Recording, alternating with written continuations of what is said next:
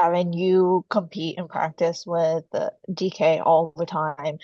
What is it like to see him have so much success? I'm very happy for him. A guy like him, he's a hard worker. He's battled through some things this year, but I'm very happy for him. I enjoy seeing guys like him, succeed. Lewis? Hey, Davin, second year in a row now that you all seem to be turning the tide as the weather gets colder, as you move closer into November and the end of the season. What about this team and this culture allows you all to do that with only 3 games left in the season? We kind of just focus on staying resilient, never letting the bad things dictate how we're gonna come out and play. Um, and we just we persevere through a lot. All right, Ethan, go ahead. Hey, Devin, you lead the country in forced fumbles now. I was just wondering what you think you're doing particularly well on the field that's created that much disruption. I'm sorry, could you say that again? Yeah, you lead the country in forced fumbles now, and I was just wondering what you think you're doing on the field that's creating that much disruption. Say that again.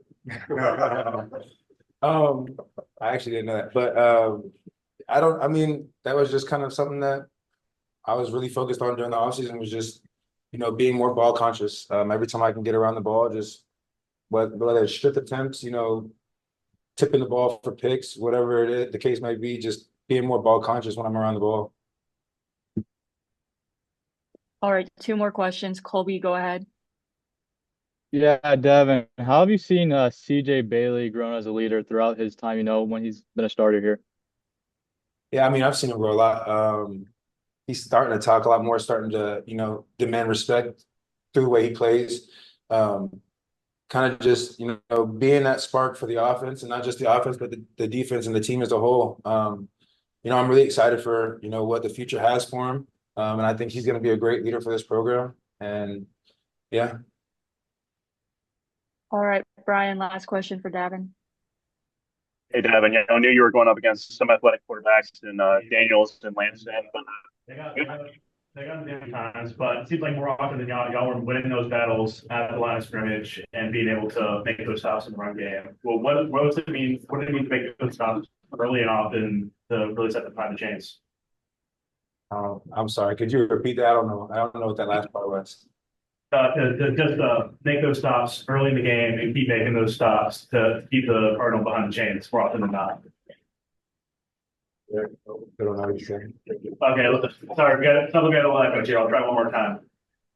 What did it mean to get those stops early and often in the game, be able to keep the Cardinal behind the chains? It's that last part. I mean, I heard what does it mean to get those stops, so I'll kind of go off of that. It means a lot. That quarterback was very elusive. He was smart with the ball. He didn't just take off the run. He kind of, waited for his blocks to get there and then would find the rush lanes that way. So getting those stops early on and continuing to get those stops was a big deal, especially against the quarterback that athletic and that smart with the ball.